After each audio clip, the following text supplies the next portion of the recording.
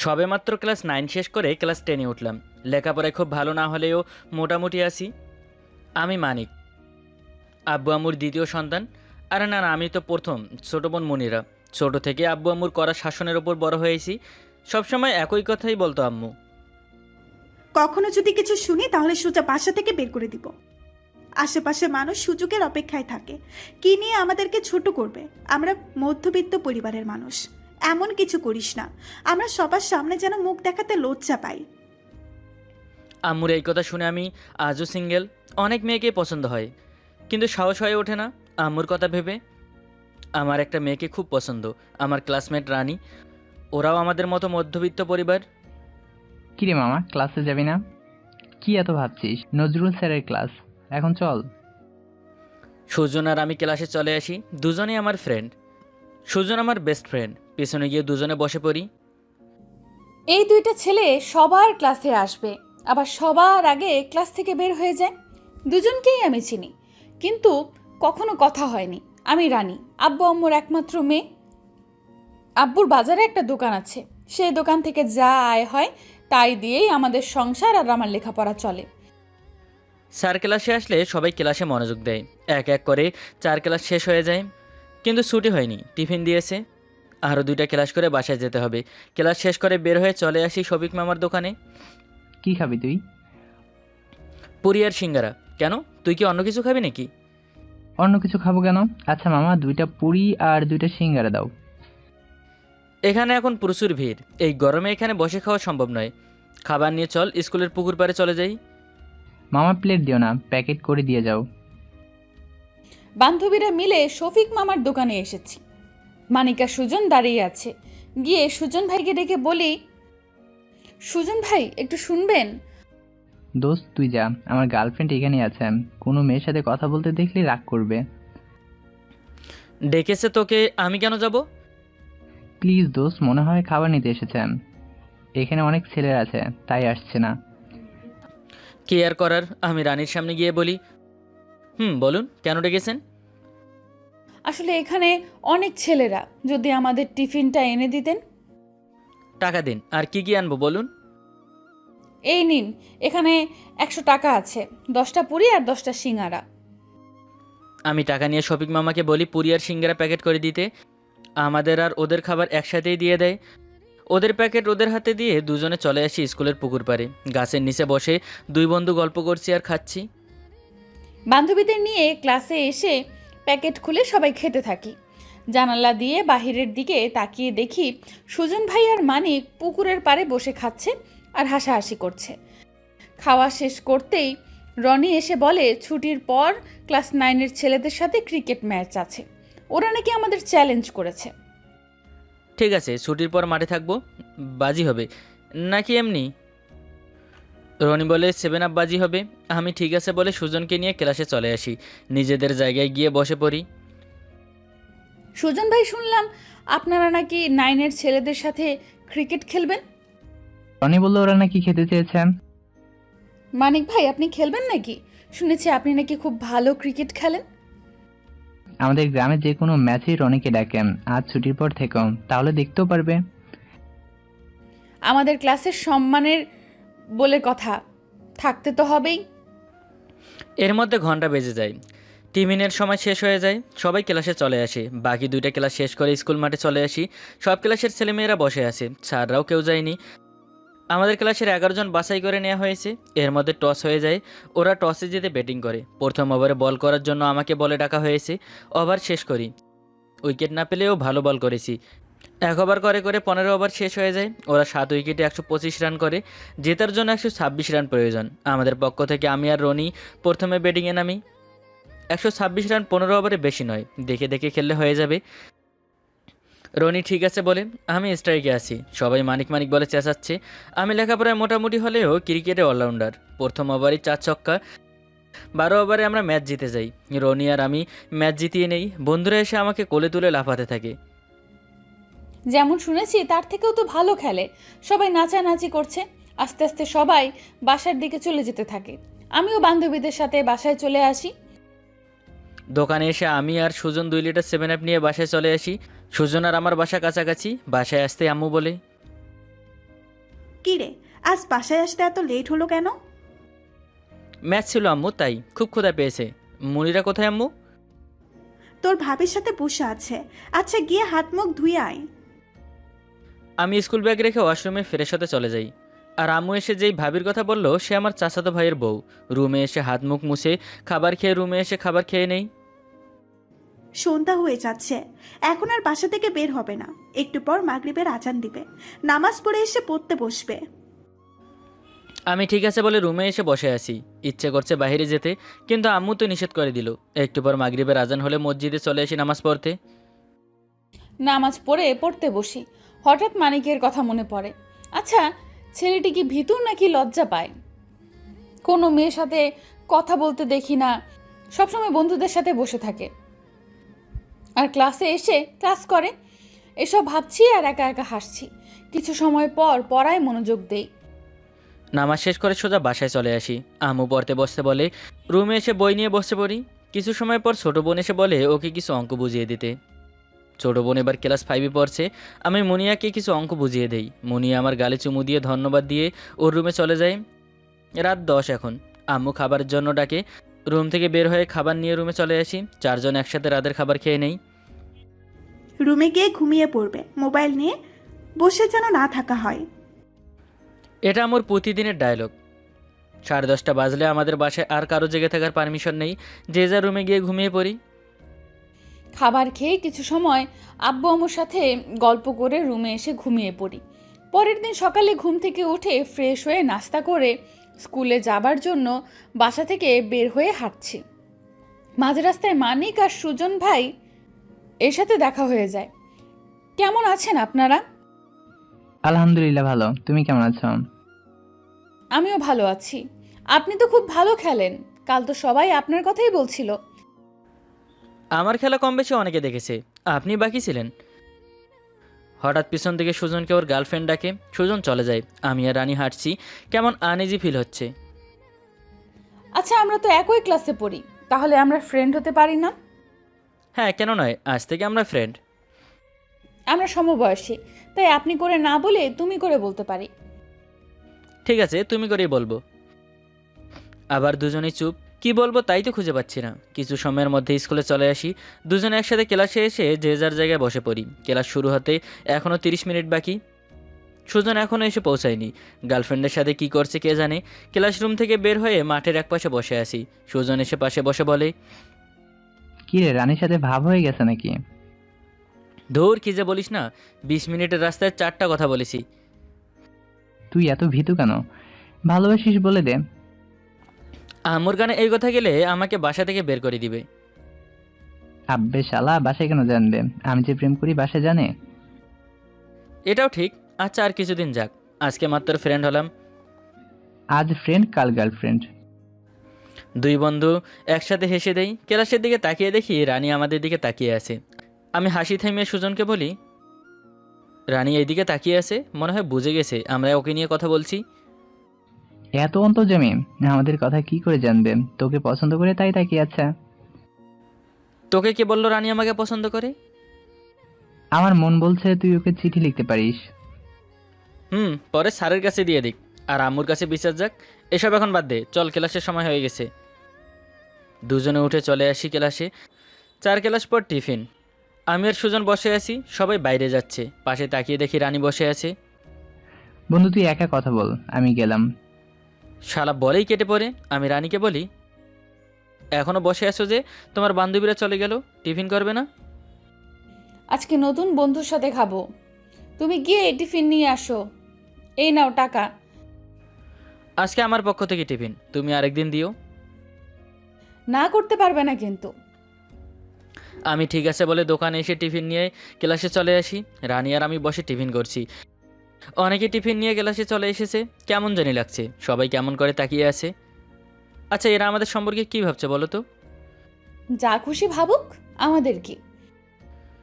আর কিছু না বলে টিফিন শেষ করি। দুজনে ক্লাসরুম থেকে বের হয়ে টিউবওয়েলের কাছে চলে আসি। প্রথমে আমি চাপি, রানী হাত ধুয়ে নেয়। এরপর রানী চাপে, আমি হাত মুখ ধুয়ে নেই। আমি পানি খেতে গেলে রানী বলে, এখান থেকে পানি খেতে হবে না, আমার ব্যাগে পানি আছে। আমি তো সবসময় এখান থেকেই পানি খাই। আজ আমার আনা পানি খাবে, চলো তো। বলে রানী আমার হাত ধরে ক্লাসে চলে আসে, ওর ব্যাগে করে আনা পানির বোতল বের করে। দুজনে পানি খেয়ে কিছু সময় গল্প করি। টিফিন টাইম শেষ হতেই ঘন্টা বেজে ওঠে, সবাই ক্লাসে চলে আসে। সুজন পাশে বসে বলে, কিরে বন্ধু, কত দূরে গেলি? এই তোর মাথায় কি সবসময় এসবই ঘোরে? আমরা এখন ফ্রেন্ড, ওকে? 1 মাস পর জিজ্ঞেস করিস সামনে এগিয়েছে নাকি, তখন হ্যাঁ বা না বলবো। প্রতি ঘন্টা জিজ্ঞেস করলে কি বলবো?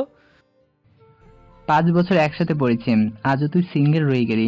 তুই মনে হয় সিঙ্গেলই মরবি বন্ধু। এই তুই চুপ করবি নাকি তোর প্রেমের মধ্যে প্যাঁচ লাগাবো? সুজন চুপ হয়ে যায়। একটু পর ক্লাসে ম্যাম আসলে সবাই ক্লাসে মনোযোগ দেয়। বাকি 2 ক্লাস শেষ হলে ছুটি হয়ে যায়। ক্লাস থেকে বের হয়ে রানী আমি আর সুজন হাঁটছি। কিছু পথ আসার পর রানী ওর বাসার দিকে যেতে নিলে আমাকে বলে, তোমার গণিত বইয়ের মধ্যে একটা চিঠি আছে, কাল উত্তর দিবে। বলে রানী হাসতে হাসতে চলে যায়। সুজন আমাকে নিয়ে মজা করছে, আমি ভয় পাচ্ছিলাম বলে 2 বন্ধু ফাজলামো করতে করতে বাসায় চলে আসি। রুমে এসে স্কুল ড্রেস খুলে একটা টি শার্ট আর লুঙ্গি পরে নেই। আম্মু রুমে এসে দেখি আম্মু আসরের নামাজ পড়ছে। আমি গিয়ে বেডে বসে পড়ি। বাসায় এসে চেঞ্জ করে 3 পিস পরে নেই। কলপার এসে হাত মুখ ধুয়ে রুমে এসে খাবার খেয়ে উঠানে দাঁড়িয়ে বাচ্চাদের খেলা দেখছি। আচ্ছা মানিক চিঠি পড়ে কি বলবে? আমাকে খারাপ ভাববে না তো? ভালোবাসি ওকে, খারাপ ভাববে কেন? হ্যাঁ বা নাই তো বলবে। কিছু বলবে বাবা? ক্ষুধা পেয়েছে আম্মু। নিয়ে খেয়ে নিলেই তো হতো। আচ্ছা তুমি খাবার রুমে যাও, আমি আসছি। আমি ঠিক আছে বলে খাবার রুমে এসে বসে থাকি। আম্মু এসে খাবার দিলে খাবার খেয়ে আম্মুকে বলি, আম্মু একটু বাইরে যাব। সন্ধ্যার আগে বাসায় চলে আসবে, আর কারোর সাথে কোনো রকম ঝামেলা করবে না। আমি ঠিক আছে বলে বাসা থেকে বের হয়ে সুজনকে কল করি। হ্যাঁ বন্ধু বল, কোথায় তুই? আমি তো রফিক মামার দোকানের সামনে, তুই কোথায়? আমি মসজিদের সামনে ব্রিজে বসে আছি, চলে আয়। আমি কল কেটে চলে আসি ব্রিজে। এলাকার বড় ভাইদের সাথে বসে আছে সুজন। সবার সাথে কুশল বিনিময় করি। বসে সবার সাথে কিছু সময় আড্ডা দেই। মাগরিবের আজান দিচ্ছে। সবাই মিলে মসজিদে চলে আসি। অজু করে মসজিদের ভেতরে এসে বসে থাকি। নামাজ পড়ে বাসায় চলে আসি। রুমে এসে দেখি মুনিয়া আমার রুমে বসে আছে। মুনিয়া বলে ওর নাকি চটপটি খেতে ইচ্ছে করছে। আমি আম্মুকে বলে মুনিয়ার জন্য চটপটি নিতে বাইরে চলে আসি। রুমে বসে পড়ছি, মানিকের সাথে কথা বলতে ইচ্ছে করছে, কিন্তু ওর নাম্বার তো আমার কাছে নেই। সুজন ভাইয়া আমাকে একদিন কল করেছিল, মোবাইল হাতে নিয়ে সুজন ভাইকে কল করি। আরে রানী, তুমি কি মনে করে কল করলে? না আসলে ভাই মানিকের নাম্বারটা দেওয়া যাবে? কিছু নোটস নিতাম আর কি। আচ্ছা আমি মেসেজ করে নাম্বার দিচ্ছি। আমি ঠিক আছে বলে কল কেটে দেই, সাথে সাথে সুজন ভাই নাম্বার দেয়। আমি মানিককে কল করি। চটপটি নিয়ে বাসার দিকে হাঁটছি। মোবাইলটা বেজে ওঠে। প্যাকেট থেকে মোবাইলটা বের করে দেখি অচেনা নাম্বার। কল রিসিভ করে বলি, হ্যালো, কে বলছেন? আমি রানী, কি করছো? বাসা যাচ্ছি। তুমি আমার নাম্বার পেলে কোথায়? কথা বলার ইচ্ছে হলে নাম্বার এমনি এমনি চলে আসে। আচ্ছা চিঠি পড়েছো? না, এখন বাসায় গিয়ে পড়বো। কী লিখেছো এখন বলে দাও। না, চিঠি পড়ে তার উত্তর চিঠিতেই দিবে। আচ্ছা ঠিক আছে, আমি বাসার সামনে চলে এসেছি। এখন আর কথা বলতে পারবো না, রাখি। রানী ঠিক আছে বলে কল কেটে দেয়। আমি বাসার ভেতরে এসে আম্মুর হাতে চটপটির বাটি দিয়ে রুমে চলে আসি। রুমের ভেতরে দরজা বন্ধ করে গণিত বই হাতে নিয়ে খুলে দেখি একটা চিঠি। খুলে পড়তে থাকি। তোমার অনুমতি ছাড়া তোমার বইয়ে হাত দেবার জন্য সরি। তোমাকে অনেক দিন থেকে কিছু বলতে চাইছি, কিন্তু বলতে পারছি না, তাই চিঠির মাধ্যমে বলছি। তোমার উত্তর কি হবে আমি জানি না, কিন্তু আমি সত্যি তোমাকে ভালোবাসি মানিক। 5 বছর তোমার সাথে লেখাপড়া করছি। তোমাকে কখনো কোনো মেয়ের সাথে কথা বলা কিংবা খারাপ আচরণ করতে দেখিনি। এর জন্য তুমি আমার কাছে সবার থেকে আলাদা। আমি তো তোমাকে ভালোবাসি। তুমিও যদি আমাকে ভালোবাসো তাহলে অবশ্যই কাল চিঠির উত্তর দিবে। চিঠি পড়ে খুব খুশি লাগছে। আমি ছেলে হয়ে যে কথাটা বলতে চেয়েছি সেই কথাটি রানী বলে দিল। আমিও একটা চিঠি লিখে বইয়ের মাঝে রেখে দেই। পড়তে থাকি। প্রতিদিনের মতো আজও খাবার খেয়ে ঘুমিয়ে পড়ি। রাস্তায় দাঁড়িয়ে মানিকের জন্য অপেক্ষা করছি। একটু পর মানিক আর সুজন ভাইকে আসতে দেখি। মানিক আমার সামনে এসে দাঁড়িয়ে যায়, সুজন ভাই হেঁটে চলে যায়। চিঠি পড়েছিলে? পড়েছি, আর উত্তরও লিখে এনেছি, এই নাও। আমি বই থেকে চিঠি বের করে রানীর হাতে দিয়ে দিলাম। রানী চিঠিটা ওর ব্যাগে ভরে নেয়। দুজনে চুপচাপ হাঁটছি। স্কুলের কাছাকাছি এসে আমি বলি, চিঠি পড়ে তুমিও কিন্তু উত্তর দিও। আমি মুচকি হেসে মাথা নেড়ে ক্লাসে চলে আসি। মানিক একটু পর ক্লাসে এসে পেছনে গিয়ে বসে পড়ে। বান্ধবীদের সাথে কিছু সময় মজা করি। স্যার ক্লাসে আসলে সবাই ভদ্র হয়ে বসে থাকে। স্যার ক্লাস করাতে থাকে। প্রথম ক্লাস শেষ করে আমি বাইরে চলে আসি। আজ দ্বিতীয় ক্লাসটা করতে ইচ্ছে করছে না। বাইরে এসে রাস্তায় চলে আসি। আমার মতো আরও অনেকেই বাইরে গিয়ে সবার সাথে বসে গল্প করছি। হঠাৎ একটা ছেলে দৌড়ে এসে বলে প্রিন্সিপাল এইদিকে আসছে। আর কে থাকে এখানে, যে যার মতো ছুটে পালাচ্ছে। আপনারাও কি আমার মতো ক্লাস ভাঙ্গা করে টিচারের থেকে দৌড়ানি খেয়েছেন? কমেন্ট করে জানিয়ে দিবেন। সবাই এসে একটা জায়গায় লুকিয়ে থাকি। দ্বিতীয় ক্লাস শেষ হতেই সবাই তাড়াতাড়ি ক্লাসে চলে আসি। বাকি ক্লাসগুলো করে টিফিনের সময় খাবার খেয়ে স্কুলের পুকুর পাড়ে বসে আছি আমি আর রানী। চিঠি পড়েছো নাকি বাসায় গিয়ে পড়বে? বান্ধবীদের জন্য সুযোগ পাইনি, বাসায় গিয়ে পড়ব। সামনাসামনি কেন জানি এসব নিয়ে কথা বলতে দুজনেরই কেমন জানি লাগছে। আমরা অন্য টপিক নিয়ে কথা বলছি। টিফিন টাইম শেষ হলে ক্লাসে চলে আসি। পরের দিন ক্লাস করে ছুটি হলে বাসায় চলে আসি। বাসায় এসে সাথে সাথে মানিকের দেওয়া চিঠি বের করে পড়তে থাকি। চিঠিটা হাতে আসার পর থেকে পড়ার জন্য ছটফট করছি, কিন্তু সুযোগ হয়ে ওঠেনি।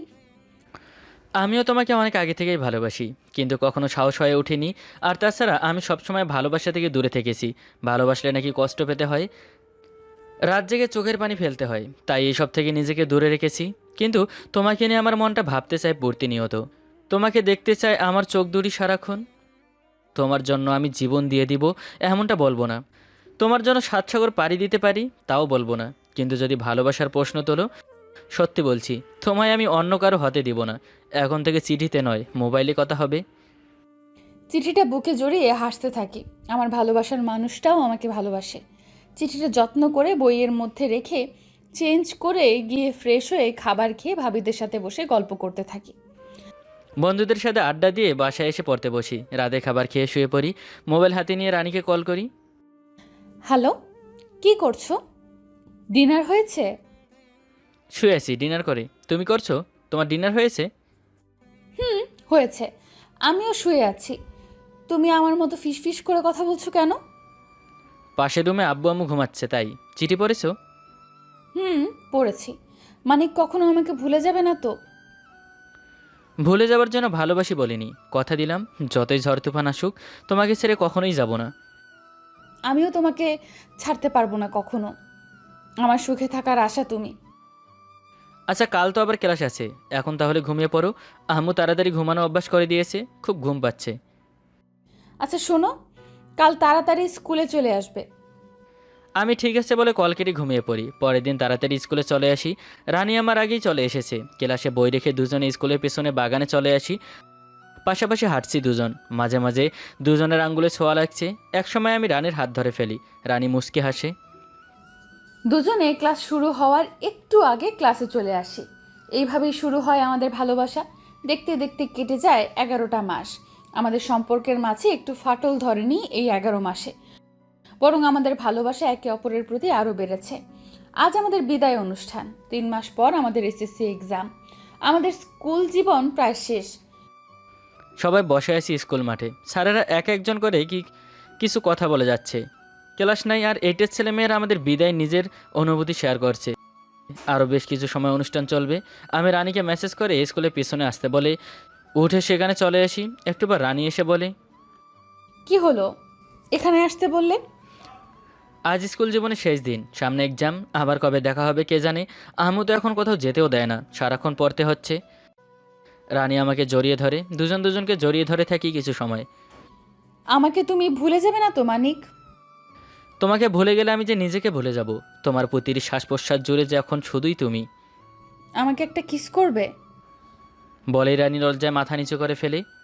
একটুবার ছেড়ে দিয়ে দুজনে দেয়ালে হেলান দিয়ে নিঃশ্বাস নিচ্ছি। আরও কিছু সময় সেখান থেকে স্কুলে চলে আসি। অনুষ্ঠান শেষ হলে বাসায় চলে আসি। এখন থেকে ভালো করে পড়বে, মাত্র 3 মাস আছে এক্সামের। সব রকম আড্ডা এখন বন্ধ। ঠিক আছে আম্মু। বলেই আমি রুমে এসে শুয়ে থাকি। দেখতে দেখতে 3 মাস কেটে যায়। এই 3 মাসে শুধু বাসার বাইরে এসে উঠানে অল্প সময় থেকেছি, সারাক্ষণ পড়তে হয়েছে। মাঝে মাঝে রানীর সাথে কথা হয়েছে। আজ এক্সাম, বাংলা প্রথম পত্র। এক্সাম দিতে চলে আসি। এক্সাম দিয়ে বাইরে রানীর জন্য অপেক্ষা করছি। খুব ভালো হয়েছে আমার এক্সাম। 3 মাস কষ্ট করার ফল খুব ভালো হয়েছে। রানী বের হয়ে আসলে দুজনে একটা হোটেলে এসে খাবার খেয়ে নেই। টুকটাক কথা হয় আমাদের মাঝে। বিল দিয়ে দুজনে বাসায় চলে আসি। দেখতে দেখতে এক্সামও শেষ হয়ে যায়। খুব ভালো হয়েছে সবগুলো এক্সাম। এখন শুধু রেজাল্ট দেবার পালা। বিকেলে রানীর সাথে দেখা করতে ওদের গ্রামে এসেছি। সুজন সাথেই এসেছে। আচ্ছা, তুই তোর গার্লফ্রেন্ডের সাথে দেখা করবি, আমি কি করব তোদের মাঝে? তুই আমাদের পাহারা দিবি। আম বাগানে এটা, আমি বসে বসে আম খাই। ওই যে রানী চলে এসেছে, যা গিয়ে কথা বল। আমি রানীর কাছে আসতেই রানী আমাকে জড়িয়ে ধরে। আমিও পরম যত্নে রানীকে আমার বুকে জড়িয়ে নেই। 2 দিন পর আজ তোমাকে দেখলাম। আব্বুর সাথে যাওয়ার সাথে কথাও বলতে পারিনি। আমিও তোমার আব্বুকে দেখে তোমার কাছে যাইনি। তোমার এক্সাম কেমন হয়েছে? খুব ভালো হয়েছে। আচ্ছা, তোমাদের বাসায় আমাদের সম্পর্ক মেনে নেবে তো? জানি না, না মানলে পালিয়ে যাব। তোমাকে ছাড়া আমি অন্য কারো হতে পারবো না। আমাদের কথার মাঝে কখন যে এলাকার মানুষ চলে আসে বুঝতেই পারিনি। দুজনকে ধরে রানীর আব্বুর কাছে নিয়ে যায়। আমার আব্বু আম্মুকে কল করে সব জানিয়ে দেয়। আব্বু আম্মু চলে আসে। মাথা নিচু করে দাঁড়িয়ে আছি। ওনারা রানীকে জিজ্ঞেস করছে আমি কে, আমার সাথে ওর কী সম্পর্ক। রানী চুপ করে আছে। ওর আব্বু ধমক দিলে ভয় পেয়ে বলে, এই ছেলে কে চিনি না, আব্বু আমাকে কিছুদিন থেকে বিরক্ত করছে। আজ বাগানে আম আনতে গিয়েছিলাম, সেখানেও আমাকে বিরক্ত করতে চলে এসেছে। রানীর কথা শুনে আমি অবাক হয়ে তাকিয়ে আছি। আমি ওকে বিরক্ত করেছি? আম্মু এসে আমার গালে থাপ্পড় দিয়ে বলে, এই জন্যই তোমাকে লেখাপড়া শেখাচ্ছি। একটা মেয়েকে তুমি বিরক্ত করো, এতটা নিচে নেমে গেছো তুমি। তোমাকে বিশ্বাস করেছিলাম, আর তুমি আমাদের বিশ্বাসের এই মর্যাদা দিলে। ছি, তুমি আমাদের ছেলে ভাবতেও লজ্জা করছে। মাথা নিচু করে কান্না করে যাচ্ছি। আব্বুকে ভয় পেয়ে আমি মিথ্যা বলে মানিককে খারাপ করে দিলাম সবার কাছে। ওর আম্মু ওকে মারতে মারতে নিয়ে চলে যায়।